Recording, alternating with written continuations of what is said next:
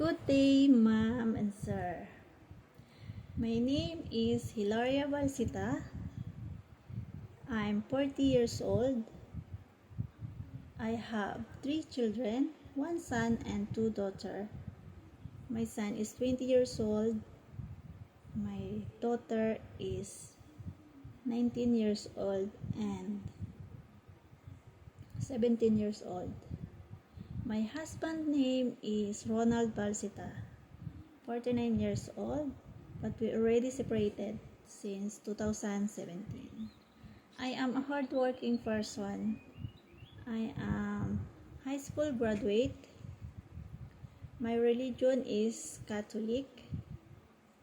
My father's name is Angel Anibes and my mother's name is Teresita Anibes. My father is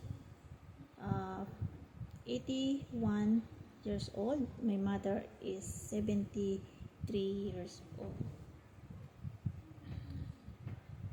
I have 8 siblings, 3 brothers and 5 sisters.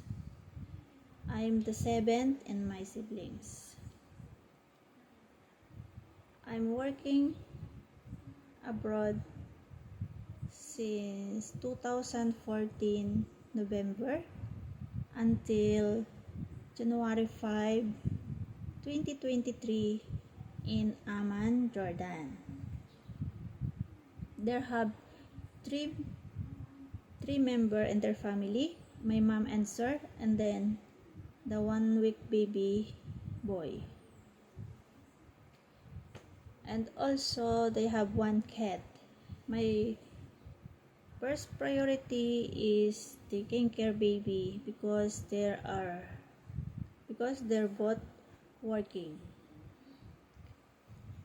And then cleaning the house, washing clothes, ironing clothes, also taking care of the cat.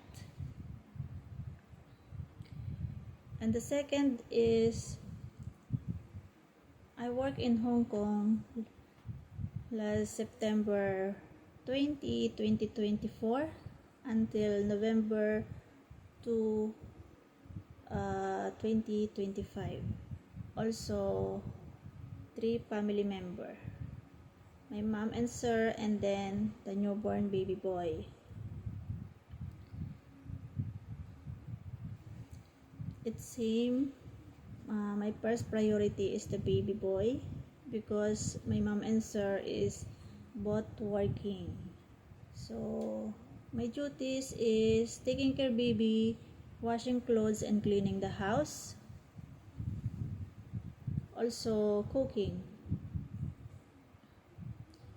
And then why I want to work abroad? I want to work abroad because of the high salary. Because of this, I can support the daily needs of my children to finish their study. Mostly now, my daughter is in college level, so it's a big cost. That's why I want to work again abroad. Please mom and sir, pick me as your helper. I promise I do all my best to do all my duties as your helper with my loyalty and hard working. Thank you.